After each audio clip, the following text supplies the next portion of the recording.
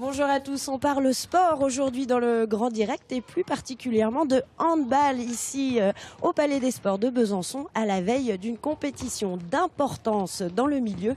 Il s'agit de la Golden League. La Golden League, c'est une compétition initiée par le Danemark, la Norvège et la France. Il s'agit de faire s'affronter nos équipes de France, respectivement les garçons et les filles chaque année. Cette année, c'est les filles qui s'y collent. Elles démarreront leur compétition demain à Dijon en affrontant le Danemark et elles participeront samedi et dimanche à d'autres matchs. Elles affronteront la Pologne et ensuite les championnes d'Europe de Norvège, bien sûr. Tout ça pour vous donner l'envie de venir assister à ces manifestations. Je reçois le président de la Ligue de Franche-Comté. Bonjour. Bonjour. Alors, c'est une compétition d'importance pour nos deux régions et notamment particulièrement pour la Franche-Comté qui se veut une terre de hand. Oui, bien sûr, Franche-Comté est terre de hand parce que ça fait des années que nous travaillons sur la filière féminine. Nous avons la chance d'avoir des championnes du monde avec nous et qui participent à la mise en place de tous ces cycles de formation avec ces jeunes que vous pouvez voir là sur le plateau. Et je crois que c'est une terre de hand parce qu'on a la parité pratiquement entre hommes et femmes ou femmes et hommes.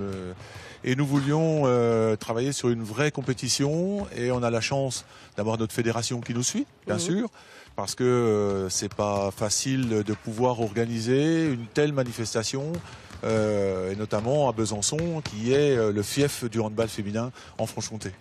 Vous n'êtes pas à votre première en même temps. C'est régulièrement que vous accueillez des compétitions comme ça. La fédération vous fait vraiment confiance. Vous êtes très fort en organisation ou vous avez le public ou les deux? Ben, je crois que déjà la fédération nous fait confiance, ça c'est sûr. Très fort en organisation, on va pas le dire comme ça parce qu'on va rester modeste, mais à chaque fois on met l'outil en place et on retravaille sur la compétition qui nous est donnée. Il est clair qu'avec une centaine de bénévoles et l'ensemble des clubs, il y a un vrai travail qui est fait, notamment sur le territoire. Et en Franche-Comté, on dit le handball, c'est partout. Et effectivement, le club de l'ESB a participé également à cette démarche en allant faire des entraînements dans les différents bassins du territoire. Et on va retrouver ici la Norvège, le Danemark, la Pologne et bien sûr l'équipe de France, mais avec des bénévoles qui ont envie de tout faire pour que ça soit une vraie réussite. Et à chaque fois, c'est comme ça. Cette fameuse équipe de France, parlons-en, la sélection française, un petit bémol pour les francs-comtois. Il y a pas de franc-comtoise. Catherine Gabriel n'a pas été sélectionnée. Il y a 3 bourguignonnes, pas de franc-comtoise. Si, bien sûr. Alors, on n'aura pas de franc-comtoise qui joue en Franche-Comté, mais la formation franc-comtoise sera présente sur le plateau puisque les deux gardiennes, on a une arrière qui a été formée ici. Alors, quant à Catherine, elle est jeune. Je crois qu'elle arrivera, elle a déjà été sélectionnée, mais elle arrivera sur l'équipe de France d'ici peu et on aura la chance encore de la revoir dans la région, ça c'est sûr. Et puis c'est une terre de championnes ici et notamment à l'ESB. Vous avez, on en parlera, c'est mon invitée suivante, la chance d'avoir un nouvel entraîneur la saison prochaine avec les filles, avec Raphaël Tervel. Elle a participé à tout ça, je crois que c'est le plus beau palmarès des filles. Alors Raphaël, c'est le plus beau palmarès, ça c'est clair, mais on a la chance en Franche-Comté d'avoir su garder Raphaël sur le territoire pour pouvoir entraîner l'équipe phare franc-comtoise. Mais on a la chance aussi d'avoir les autres championnes du monde. Myriam Saïd Mohamed qui est CTS de la région.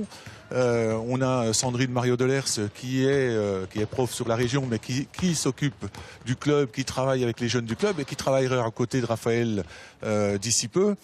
Je crois que après c'est certain que avoir ces compétences-là sur un territoire, c'est le signe d'une formation qui a toujours été mise en avant et c'est le signe d'une continuité dans le travail et dans la formation.